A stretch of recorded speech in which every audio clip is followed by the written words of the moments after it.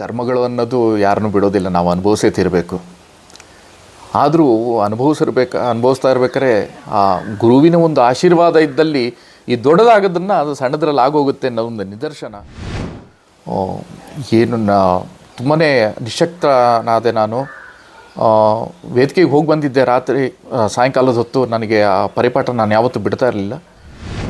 ಗುರುನಾಥ, ನನ್ನನ್ನು ತಲುಪಿಸ್ತೀಯೋ ಬಿಡ್ತೀಯೋ, ಆದರೆ ಒಂದು ನನಗೆ ಸಮಾಧಾನ ಏನು ಅಂದರೆ, ನಾನೊಂದು ವೇಳೆ ನಾನು ಅಲ್ಲಿ ತಲುಪದಲ್ಲೇ ಇದ್ದರು.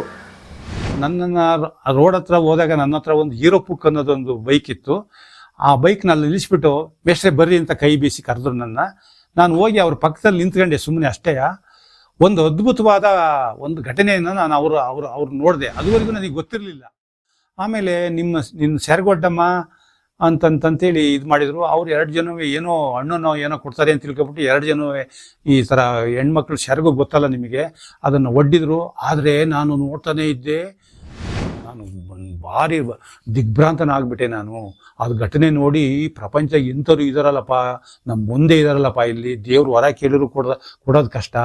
ಈ ಪುಣ್ಯಾತ್ಮ ಇಷ್ಟೊಂದು ರೀತಿಯಲ್ಲಿ ನಡ್ಕೊಂತ ಇದಾರಲ್ಲ, ಇವ್ರು ಹೆಂಗಿರ್ಬೋದು, ಯಾರಿರ್ಬೋದು ಇವರು?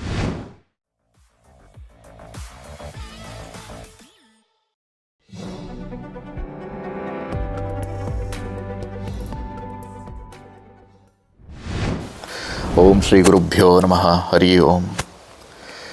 ನನ್ನ ಜೀವನದಲ್ಲಿ ಇನ್ನೊಂದು ಅನುಭವ. ಈ ಕರ್ಮಗಳು ಅನ್ನೋದು ಯಾರನ್ನೂ ಬಿಡೋದಿಲ್ಲ, ನಾವು ಅನುಭವಿಸೇ ತೀರಬೇಕು. ಆದರೂ ಅನುಭವಿಸ್ತಾ ಇರ್ಬೇಕಾದ್ರೆ ಆ ಗುರುವಿನ ಒಂದು ಆಶೀರ್ವಾದ ಇದ್ದಲ್ಲಿ ಈ ದೊಡ್ಡದಾಗೋದನ್ನು ಅದು ಸಣ್ಣದ್ರಲ್ಲಿ ಆಗೋಗುತ್ತೆ ಅನ್ನೋ ಒಂದು ನಿದರ್ಶನ.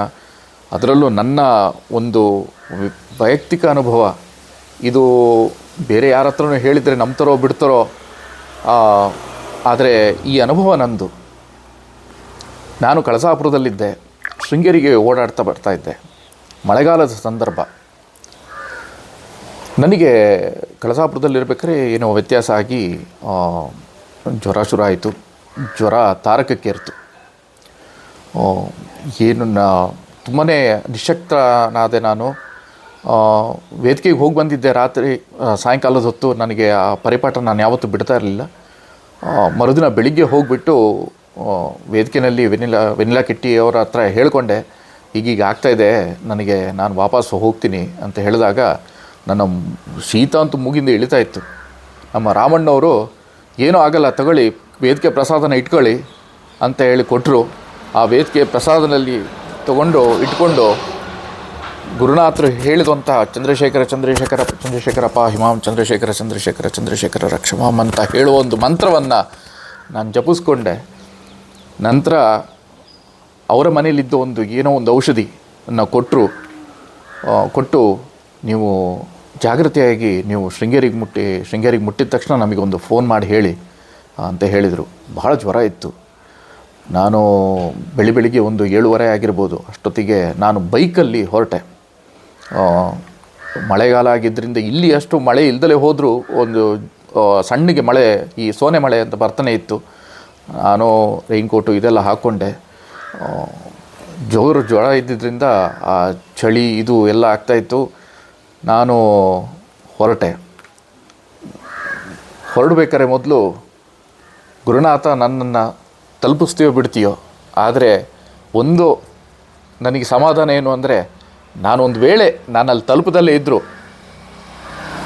ನಿನ್ನ ನಾಮಸ್ಮರಣೆಯಲ್ಲಿ ನಿಮ್ಮ ಪಾದ ಸೇರಿಸ್ಕೊ ಅಂತ ಹೇಳಿಬಿಟ್ಟೆ. ಅಷ್ಟು ಹೇಳಿ ನಾನು ಬೈಕ್ ಹತ್ತಿ ನಾನು ಹೊರಟೆ. ಮುಟ್ಸೋದು ಬಿಡೋದು ಜವಾಬ್ದಾರಿ ನಿಂದು ಗುರುವೇ ಅಂತೇಳಿ. ನಾನು ಹೊರಟಿದ್ದು ಗೊತ್ತಿದೆ ನನಗೆ. ಚಿಕ್ಕಮಗಳೂರಿಗೆ ಮುಟ್ಟಿದ್ದು ಗೊತ್ತಿದೆ. ಚಿಕ್ಕಮಗಳೂರಿನಿಂದ ನಾನು ಹೆಚ್ಚು ಕಡಿಮೆ ನನಗೆ ಜ್ವರ ಅದು ಎಲ್ಲಿವರೆಗಿತ್ತು ಅಂತೇಳಿದ್ರೆ, ನನಗೆ ಮುಂದ್ಗಡೆ ಮಳೆ ಬೇರೆ ಸಿಕ್ಕಾಪಟ್ಟೆ ಆಯಿತು. ಆಲ್ದೂರಿಂದಂತೂ ಸಿಕ್ಕಾಪಟ್ಟೆ ಮಳೆ. ಆಲ್ದೂರಿಂದ ನಾವು ಶೃಂಗೇರಿಗೆ ಹೋಗೋ ದಾರಿ ಘಾಟಿ ಸಿಗುತ್ತೆ ನಮಗೆ, ತುಂಬ ತಿರುವುಗಳು. ಆ ತಿರುವುಗಳಲ್ಲಿ ನನಗೆ ಹೋಗಿದ್ದು ಅನುಭವ ಹೇಗಿತ್ತು ಅಂತ ಹೇಳಿದ್ರೆ, ನಾನು ಬೈಕಲ್ಲಿ ಕೂತಿದ್ದೀನಿ, ಕೈ ಹಿಡ್ಕೊಂಡಿದ್ದೀನಿ, ಆದರೆ ನಾನು ಅದನ್ನು ರೈಡ್ ಮಾಡ್ತಾ ಇಲ್ಲ. ನನಗೆ ಮುಂದೆ ಏನೂ ಕಾಣ್ತಾನೂ ಇಲ್ಲ. ನನಗೆ ಕಣ್ಣು ಬಿಡೋಕ್ಕೂ ಆಗ್ತಾ ಇಲ್ಲ ನನಗೆ. ಕಡೆಗೆ ಮಧ್ಯದಲ್ಲಿ ಎಚ್ಚರಿಕೆ ಆಯಿತು. ಕೆಲವು ಸ್ಪಾಟ್ಗಳು ನನಗೆ ಹಾಂ ನಾನು ಇಲ್ಲಿಗೆ ಮುಟ್ಟಿದ್ನಾ ಅಂಥೇಳಿ ಆ ಬಾಯಲ್ಲಿ ಆ ಮಂತ್ರವನ್ನು ಹೇಳ್ಕೊಳ್ತಾನೆ ಇದ್ದೆ. ನನಗೆ ಆ ಮಂತ್ರ ಹೇಳ್ತಿದ್ದು ಮಾತ್ರ ನನಗೆ ಕಿವಿಗೆ ಕೇಳಿಸ್ತಾ ಇತ್ತಿತ್ತು ಹೊರತು ಬೇರೆ ಏನು. ನನ್ನ ಹೆಲ್ಮೆಟ್ ಹಾಕ್ಕೊಂಡಿದ್ದೆ, ನನಗೆ ಏನಾಗ್ತಾಯಿದೆ ಏನು ಅಂತೇಳಿ. ನಾನು ಆಲ್ದೂರಿಂದ ಬಾಳೆಹೊನ್ನೂರಲ್ಲಿ ನನಗೆ ಪೂರ್ಣ ಪ್ರಮಾಣವಾಗಿ ಎಚ್ಚರ ಆಯಿತು. ನಾನು ಇಲ್ಲಿ ಹೇಗೆ ಬಂದೆ? ನಾನು ಹೊರಟಿದ್ದು 7:15 7:15 ಆಗ್ಬೇಕಾದ್ರೆ, ನಾನು 7:15 ಆಗ್ಬೇಕಾದ್ರೆ ನಾನು ಕಳಸಾಪುರದಿಂದ ಹೊರಟಿದ್ದು. ಸಾಧಾರಣ 8:15 ಆಗಬೇಕಾದ್ರೆ 8:30 8:35 ಆಗಬೇಕಾದ್ರೆ ನಾನು ಬಾಳೆಹೊನ್ನೂರಲ್ಲಿದ್ದೀನಿ.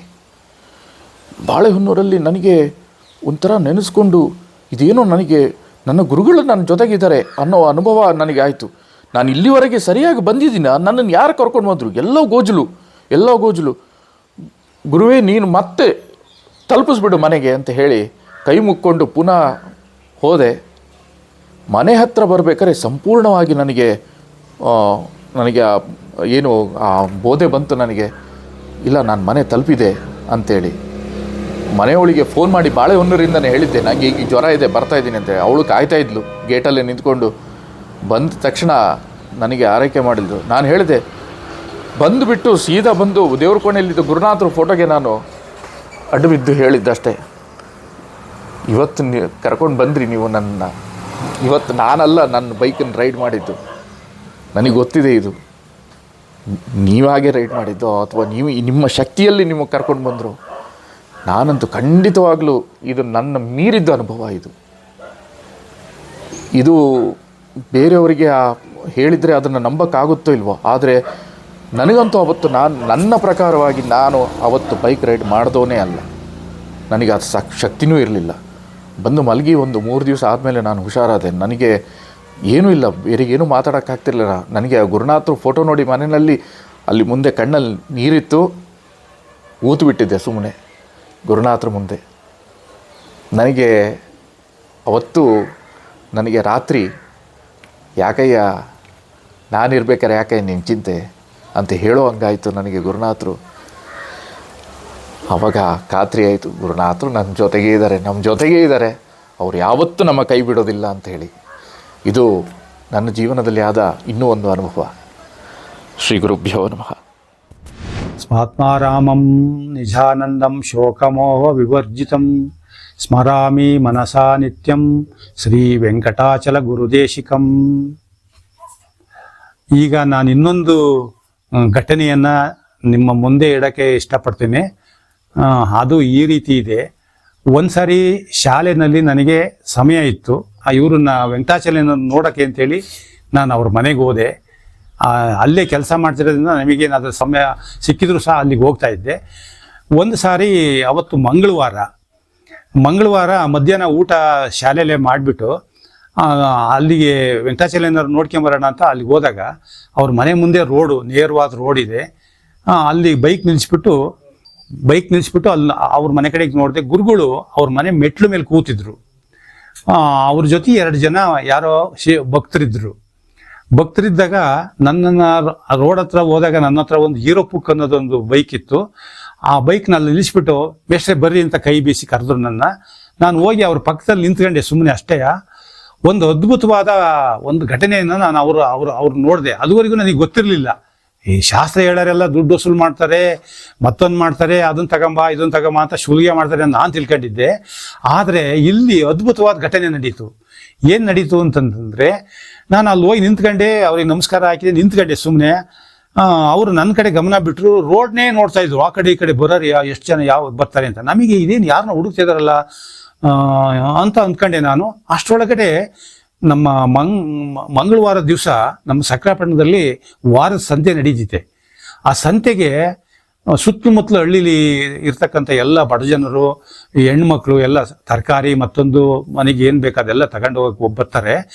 ಹಾಗೇನೆ ರಂಗನಾಥ ಸ್ವಾಮಿ ದೇವಸ್ಥಾನ ಕಡೆಯಿಂದ ಮೇಲಕ್ಕೆ ಒಂದು 2 ಹೆಣ್ಮಕ್ಳು ಬ್ಯಾಗ್ ಹಿಡ್ಕೊಂಡು ಬರ್ತಾ ಇದ್ರು. ಅವ್ರ ಹತ್ರಕ್ಕೆ ರೋಡಲ್ಲಿ ಅವರು ಸಂತೆಗೆ ಹೋಗೋಕ್ಕೇನೋ ಬರ್ತಾ ಇದ್ರು ಬ್ಯಾಗ್ ಹಿಡ್ಕೊಂಡು. ಇವರು ವೆಂಕಟಾಚಲನವರು ಆ ಹೆಣ್ಮಕ್ಳು ನೋಡ್ಬಿಟ್ಟು ಬರ್ರಮ್ಮ ಇಲ್ಲಿ ಅಂತ ಕರೆದ್ಬಿಟ್ಟು ಒಂದು ದೊಡ್ಡ ಬ್ಯಾಗ್ನಲ್ಲಿ ಇದು ಸಿಮೆಂಟ್ ಚೀಲ, ಈ ಗೊಬ್ಬರ ಎಲ್ಲ ತುಂಬ್ತಾರೆ ನೋಡ್ರಿ ಆ ಥರ ಚೀಲ, ಅದು ಅಲ್ಲಿ ಅವ್ರ ಪಕ್ಕದಲ್ಲಿ ಇತ್ತು. ನಾನು ಅದನ್ನು ಗಮನಿಸಿರಲಿಲ್ಲ. ಆಮೇಲೆ ಅವ್ರ ಹೆಣ್ಮಕ್ಳು ಬಂದರು, ಗುರುಗಳಿಗೆ ಅವರು ವೆಂಕಟಾಚಲರಿಗೆ ನಮಸ್ಕಾರ ಮಾಡಿದ್ರು, ನನ್ನ ಕೈ ಮುಗ್ಕೊಂಡು ನಿಂತ್ಕೊಂಡ್ರು. ಏನಮ್ಮ ಸಂತೆಗೆ ಹೊರಟ್ರ ಅಂತ ಕೇಳಿದ್ರು. ಹೂ ಸ್ವಾಮಿ ಅಂತಂತೇಳಿ ಅವರು ಭಾರಿ ಗೌರವದಿಂದ ಶಿರ ಬಾಗಿಸಿ ನಮಸ್ಕಾರ ಮಾಡಿದರು. ಆಮೇಲೆ ನಿನ್ನ ಸೆರಗೊಡ್ಡಮ್ಮ ಅಂತಂತೇಳಿ ಇದು ಮಾಡಿದರು. ಅವ್ರು 2 ಜನವೇ ಏನೋ ಹಣ್ಣು ಏನೋ ಕೊಡ್ತಾರೆ ಅಂತ ತಿಳ್ಕೊಬಿಟ್ಟು 2 ಜನವೇ ಈ ಥರ ಹೆಣ್ಮಕ್ಳು ಸೆರಗು ಗೊತ್ತಲ್ಲ ನಿಮಗೆ, ಅದನ್ನು ಒಡ್ಡಿದ್ರು. ಆದರೆ ನಾನು ನೋಡ್ತಾನೆ ಇದ್ದೆ, ಆ ಚೀಲದೊಳಗೆ ಕೈ ಹಾಕಿಬಿಟ್ಟು ನೋಟ್ಗಳನ್ನ ಆ ಹೆಣ್ಮಕ್ಳು ಇಬ್ಬರಿಗೂ ಕೊಟ್ಟರು. ಎಷ್ಟು ಅಂತ ಗೊತ್ತಾಗ್ಲಿಲ್ಲ, ನನ್ನನ್ನೇ ನಾನು ನಂಬಕ್ಕಾಗಲಿಲ್ಲ. ಅಂಥ ಒಂದು ಅದ್ಭುತ. ಆದರೆ ಈ ಪುಣ್ಯಾತ್ಮ ಇವರು ಸಾಮಾನ್ಯದರು, ಬಟ್ ಒಂದು ಟವಲ್ ಸುತ್ಕೊಂತಾರೆ, ಇಲ್ಲದೆ ಇದ್ರೆ ಒಂದು ಮಾಸಲು ಪಂಚೆ ಅದ್ರಾಗಿದ್ದರು. ಇವರು ಇಷ್ಟೊಂದು ಅಲ್ಲಿ ದೊಡ್ಡ ನೋಟ್ಗಳೇ ಇದ್ದು ಅವ್ರು ಇಷ್ಟು ಅಂತ ಎಣಿಸ್ಲಿಲ್ಲ. ಎಣಿಸಿ ಹಿಂಗೆ ನಾವು ಎಣಿಸ್ತೀವಲ್ಲ ಹಂಗೆ ಎಣಿಸ್ಕೊಡ್ಲಿಲ್ಲ. ಕೈ ಹಾಕಿದ್ರು, ಎಷ್ಟು ಸಿಕ್ತು ಅಷ್ಟು ಹಾಕಿಬಿಟ್ರು. ನನಗೆ ನೋಡೋಕ್ಕಾಗಲಿಲ್ಲ, ಅಸಾಧ್ಯವಾಗ್ಬಿಡ್ತು. ಆ ಚೀಲದಲ್ಲಿ ಎಷ್ಟು ದುಡ್ಡಿತ್ತು ಅಂತ ನನಗೆ ಗೊತ್ತಾಗಲಿಲ್ಲ. ನಾನು ಭಾರಿ ದಿಗ್ಭ್ರಾಂತನಾಗ್ಬಿಟ್ಟೆ ನಾನು. ಅದು ಘಟನೆ ನೋಡಿ ಈ ಪ್ರಪಂಚ ಇಂಥವ್ರು ಇದಾರಲ್ಲಪ್ಪ, ನಮ್ಮ ಮುಂದೆ ಇದಾರಲ್ಲಪ್ಪ, ಇಲ್ಲಿ ದೇವ್ರು ಹೊರ ಕೇಳಿದ್ರು ಕೊಡೋದು ಕಷ್ಟ. ಈ ಪುಣ್ಯಾತ್ಮ ಇಷ್ಟೊಂದು ರೀತಿಯಲ್ಲಿ ನಡ್ಕೊಂತ ಇದಾರಲ್ಲ, ಇವ್ರು ಹೆಂಗಿರ್ಬೋದು, ಯಾರಿರ್ಬೋದು ಇವರು ಅನ್ನೋದು ಒಂದು ಕುತೂಹಲ ಶುರುವಾಯಿತು ನಮಗೆ.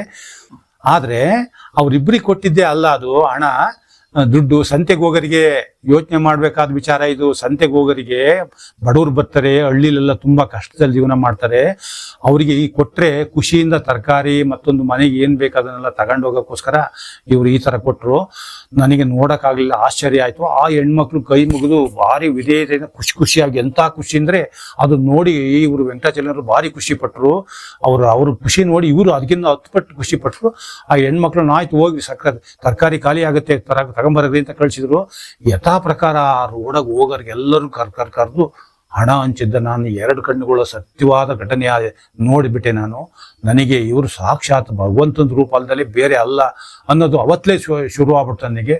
ಅವ್ರ ಬಗ್ಗೆ ಇಲ್ಲದ ಯಾವುದೇ ಸಂಶಯ ಬರೆದಂಥ ಒಂದು ದೊಡ್ಡ ಘಟನೆಗಳನ್ನ ನಾನು ನೋಡಿಬಿಟ್ಟೆ. ಓಂ ಗುರುಭ್ಯೋ ನಮಃ.